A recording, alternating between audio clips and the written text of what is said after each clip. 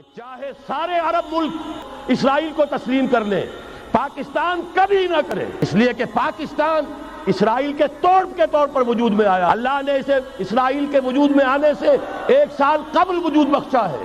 ہم کبھی تسلیم نہیں کریں گے۔ اصل میں تو جنگ ہمیں کرنی ہے، مقابلہ ہمیں کرنا ہے۔ وہاں تک تو ہماری فوجیں جائیں گی، حضرت مسیح کے ساتھ ہو کر لڑیں گی، حضرت مہدی کی مدد کریں گی۔ یہ سارا کا سارا رول تو اللہ نے ہمارے لیے رکھا ہے، لہذا کسی صورت عرب کر لیں، مجبور ہو چکے ہیں، بے بس ہو چکے ہیں، ان کا معاملہ جو بھی ہے وہ جانے، لیکن چاہے وہ تسلیم کر لیں، اسرائیل کو کسی صورت میں پاکستان تسلیم نہ کرے۔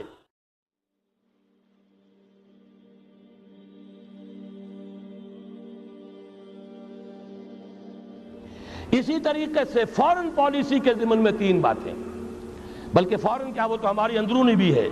یہ اجلاس حکومت سے مطالبہ کرتا ہے، ہمیں اللہ کا حکم ہے اعدوا لہم ما استطعتم، طاقت فراہم کرو، حکم ہے، فرض ہے، واجب ہے، اور اللہ تعالیٰ کا بڑا کرم ہے، اس نے ہمیں ایٹمک نو ہاؤ، اس کی صلاحیت عطا کر دی ہے، واحد ملک ہے دنیا کا۔ اور یہ بھی ثابت کرتا ہے یہ واقعہ بھی، اللہ تعالیٰ کی مشیت میں کوئی بڑا رول ہے اس ملک کے لیے۔ اپنی خودی پہچان، اے مسلم پاکستان، اپنے مقام و مرتبے کو پہچانو۔ 400 سال سے مجددین امت کی بارش فوار تم پر پڑتی رہی ہے، تم نے اس کا حق ادا کیا، اس کے بارے میں غور و فکر کرنا چاہیے۔ بہرحال یہ اللہ نے ہمیں توفیق دی ہے، اس کو بھرپور طریقے پر اسے آگے بڑھایا جائے، کسی بھی درجے میں رول بیک نہ کیا جائے۔ ایک اور مطالبہ، کشمیر کے معاملے میں ہرگز یو این او یا یو این او کے کوئی سیکریٹری جنرل یا یو این او کی کوئی بھی ثالثی قطعاً قبول نہ کی جائے۔ یو این او امریکہ کا زر خرید اور امریکہ یہودیوں کا غلام، لہذا اگر اس طرف آپ نے رخ کیا، یہ کشمیر کچھ اور ہو جائے گا، یہاں کوئی اسرائیل وجود میں آ جائے گا، کوئی یہودیوں کو اور امریکن کو قدم جمانے کا موقع مل جائے گا۔ آپ کو معلوم ہے آج نجد کی سرزمین میں امریکہ کی فوجیں آ کے ڈیرا ڈال کے بیٹھ گئی ہیں، جہاں سے نکالا گیا تھا اخرج الیہود والنصارى من جزیرۃ العرب، نکال باہر کرو ان کو۔ لیکن یہ کہ ان کی ڈپلومیسی، جس طریقے سے دانہ پھینکا، جال بچھایا، صدام کو پھانسا، اس کے بعد جو کچھ کیا ہے، برکس نکالا عراق کا، اور عراق کا تو جو برکس نکلا سو نکلا، وہ اپنی فوجیں لا کر وہاں بٹھا دی، سارا تیل اب ان کے قبضے میں ہے۔ یہی معاملہ ہوگا یہاں، ہندوستان اور پاکستان دونوں دیکھتے رہ جائیں گے بلیوں کی طرح، اور وہ بندر چچا سام بندر جو ہے ساری روٹی خود کھائے گا، کسی کے ہاتھ کچھ نہیں آئے گا۔ راستہ دوسرا ہے، بھارت کے ساتھ براہ راست گفتگو کرو، انہیں بھی ہوش آ جائے، کچھ آ چکا ہے، نظر آ چکا ہے، کشمیر کے حریت پسندوں نے ان کے ہوش ٹھکانے کر دیے ہیں۔ لیکن یہ کہ بہرحال باہمی گفتگو، اور اگر کوئی ثالثی کسی درجے میں، کوئی گڈ آفیسز، کوئی بھی ہمیں ذریعے درکار ہیں، تو جو پڑوسی ممالک ہیں ایران اور چین، ان کی مدد حاصل کر کے کوئی مفاہمت جو ہے لوکل طے کی جائے۔ یونائٹڈ نیشنز جو امریکہ کا زر خرید ہے، اس کا خانہ زاد ہے، اور امریکہ کہ جو یہودیوں کا اسیر ہے، اس کے ذریعے سے کوئی خیر نہیں آ سکتا۔ اور آخری مطالبہ کہ چاہے سارے عرب ملک اسرائیل کو تسلیم کر لیں، پاکستان کبھی نہ کرے، اس لیے کہ پاکستان اسرائیل کے توڑ کے طور پر وجود میں آیا ہے۔ اللہ نے اسے اسرائیل کے وجود میں آنے سے 1 سال قبل وجود بخشا ہے۔ ہم کبھی تسلیم نہیں کریں گے۔ اصل میں تو جنگ ہمیں کرنی ہے، مقابلہ ہمیں کرنا ہے۔ وہاں تک تو ہماری فوجیں جائیں گی، حضرت مسیح کے ساتھ ہو کر لڑیں گی، حضرت مہدی کی مدد کریں گی۔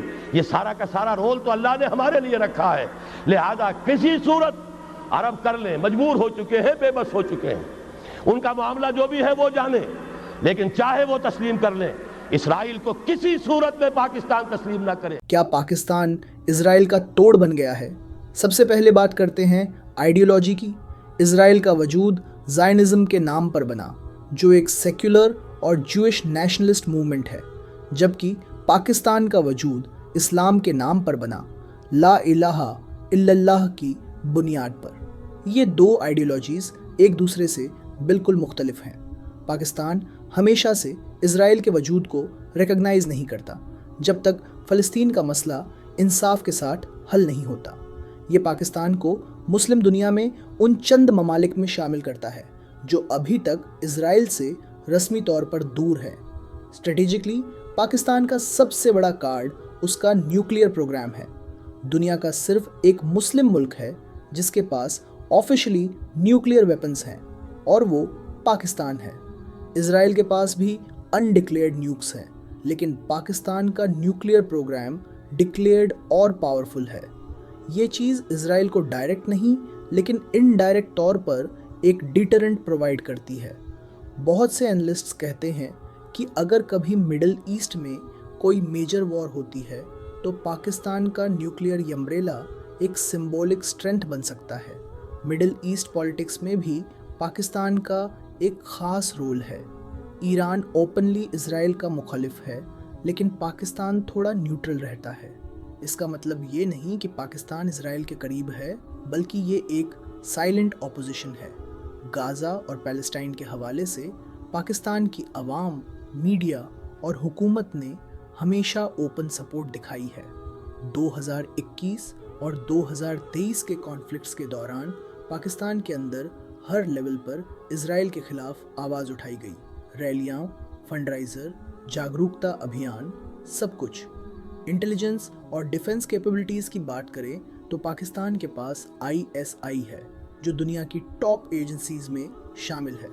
इजराइल के पास मोसाद है, लेकिन इन दोनों में एक cold war type rivalry exist करती है। मिडिल ईस्ट और साउथ एशिया के कई मामलों में दोनों एजेंसीज इनडायरेक्टली अपोज करती रही हैं। पाकिस्तान का मिलिट्री इंडस्ट्रियल सेटअप भी इम्पोर्टेंट है। मिसाइल्स, ड्रोन्स, इंडिजिनस वेपन्स, ये सब चीज़ें पाकिस्तान को एक स्ट्रॉन्ग डिफेंस प्रोड्यूसर बनाती हैं। अगर कल को मुस्लिम कंट्रीज़ मिलकर कोई अलायंस बनाते हैं तो पाकिस्तान उनका नेचुरल डिफेंस बैकबोन बन सकता है। अब बात करते हैं सिंबलिज्म की। जहां UAE, बहरीन और सऊदी अरेबिया जैसे अरब ममालिक इजराइल से टाइज बनाने में लगे हुए हैं, पाकिस्तान ने अब तक इस रुख को एक्सेप्ट नहीं किया। ये उसे एक आइडियोलॉजिकल लीडरशिप देता है मुस्लिम दुनिया में। जो अवाम, स्कॉलर्स और ऑर्गेनाइजेशंस अभी भी इजराइल के खिलाफ स्टांस रखते हैं, वो पाकिस्तान को अपना रिप्रेजेंटेटिव समझते हैं।